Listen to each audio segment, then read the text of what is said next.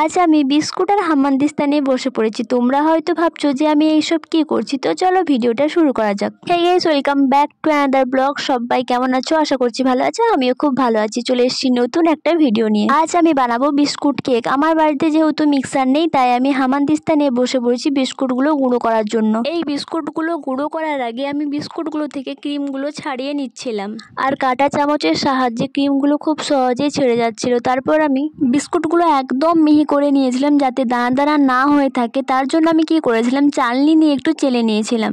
বিস্কুটগুলোতে এবার আমি পরিমাণ মতো দুধ ঢেলে নেব। তারপর এটাকে ভালো করে মাখিয়ে নেব যাতে একদম স্মুথ হয়ে যায়, দানা দানা যাতে না থাকে। এখানে আমি চিনিটাকে একদম স্কিপ করে দিয়েছিলাম, ইচ্ছে করে করেছিলাম। আমি ভেবেছিলাম হয়তো বিস্কুটটা অনেক মিষ্টি হয়, তার উপর দুধ দিচ্ছি, হয়তো ঠিকঠাক হয়ে যাবে। তার উপর চিনি গুঁড়ো করা অনেকটা খাটনি ছিল আর অনেকটা সময়ও দরকার ছিল, আর আমার কাছে সময় অনেকটাই কম ছিল, তাই আমি ওটাকে স্কিপ করে দিয়েছিলাম। তারপর আমি এখানে দিয়ে দিয়েছিলাম ইনো কিন্তু কেউ মিস করবে না। ইনো না থাকলে বেকিং সোডাও দিয়ে দিতে পারো, নাহলে কিন্তু কেক হবে না। তারপর আমি কেকটা যেখানে ভাপ তুলবো সেই জায়গাটা নিয়ে নিয়েছিলাম এবং সেখানে একটা কাগজে তেল মাখিয়ে বসিয়ে দিয়েছিলাম। তারপর আমি এই মিশ্রণটা ঢেলে দেবো। এখানে আমি কেকটাতে একটু ডিজাইন করার জন্য এই বিস্কুটগুলো দিয়ে দিচ্ছিলাম ওপরে। যেহেতু আমার একটু হাত কাঁপুনি রোগ আছে, তাই আমি একটাও ঠিকঠাক করে বসাতে পারছিলাম না, আর যদিও এটা দিয়ে আমার কোনো কাজের কাজ হয়নি। এখানে কাজ কমপ্লিট। এবার এটাকে আমি ভাপ তুলে নেব। ভাপ তুলে নেওয়ার জন্য আমি কড়াই একটা স্ট্যান্ড বসিয়ে তার উপর একটি ঢাকনি দিয়ে দিয়েছিলাম। তারপর আধ ঘন্টা জাল মেরেছিলাম একদম লো।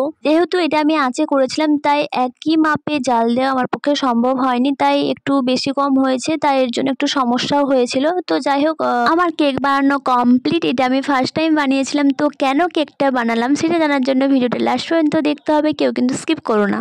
1 এপ্রিল ছিল ওর জন্মদিন, আর এটা বিয়ের পর ছিল ফার্স্ট জন্মদিন। তো অনেক কিছু ইচ্ছে ছিল, অনেক কিছু প্ল্যান করেছিলাম, ভেবেছিলাম ওকে সারপ্রাইজ দেবো, কিন্তু সেরকম কিছুই হয়নি। জন্মদিনের দিনই ছিল আমাদের এখানে মায়ের পুজো, তো ওই দিন আমাদের বাড়িতে যেহেতু উনুন ধরবে না, তো আমি ভেবেছিলাম যে ওকে নানা রকম রান্না করে খাওয়াবো, তো সেরকম কিছুই করতে পারি।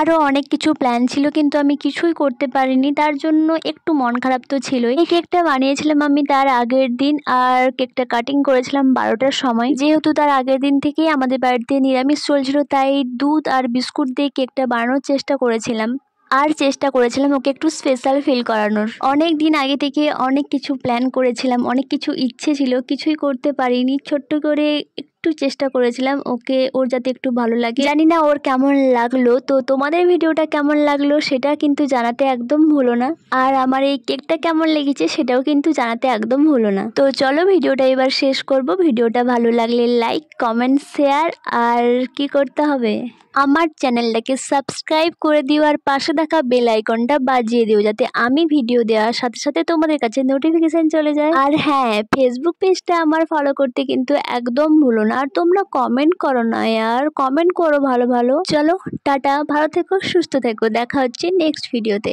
কি বলো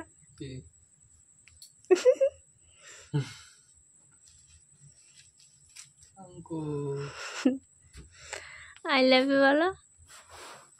I love you. I love you.